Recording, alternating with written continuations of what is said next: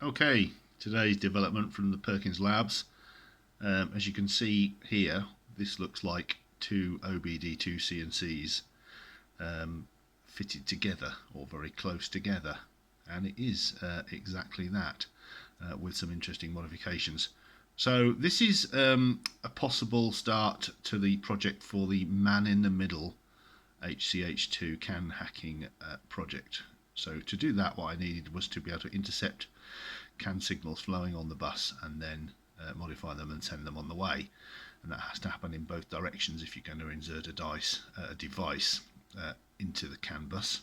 So this is basically two CAN receivers and transmitters, the two separate OBD devices, capable of obviously transmitting and receiving CAN messages on the buses. So the master is at the top there and the slave is at the bottom. So if you imagine we cut the CAN bus in an HCH2 from the ECM to the MCM, then this would go in between them. The ECM would connect to the master and the MCM would connect to the slave at the bottom.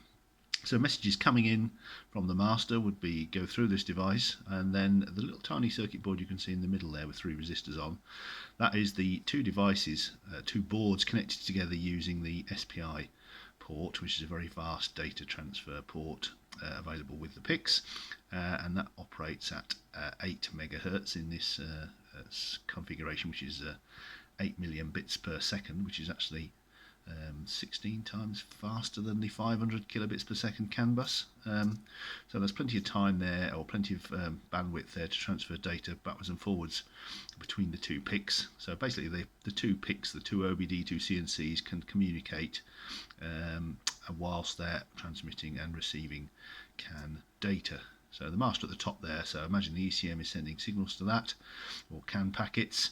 It would be receiving those, sending them through to the slave, which would squirt them out on the other side of the CAN bus to the MCM.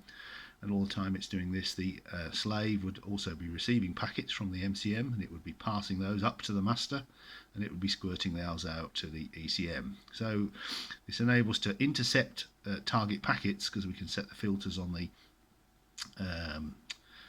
CAN bus devices. On the PICs there, we can set filters to filter out particular packets we're interested in. After doing a bit of research, we did some of that several years ago and found some interesting looking IMA type control packets, but we didn't have a device that we could use at the time which would allow us to intercept and manipulate them, but this hopefully will do that. So then what you do is you find the packets you're interested in as they're coming through, you adjust the values or whatever it is, assist level, regen level, and then you squirt it out and send it on its way.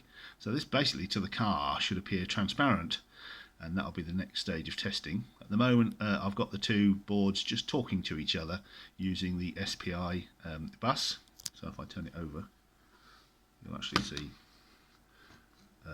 they're chugging away here, both working. So they're just displaying a word variable on each display, and that's 0 to 65536 if my memory serves me correctly. So you can see they're incrementing. Now that doesn't mean that's a single byte, so that's not just 65,000 slowly chugging up. Each time that increments, that's actually 256 bytes which have been transferred between the two devices. So you can see it's working very fast. In fact, the only thing that's probably slowing it down, or something which is slowing it down significantly, is the fact that I'm making it draw to the LCD, which is always a fairly slow process. That takes several milliseconds to do that.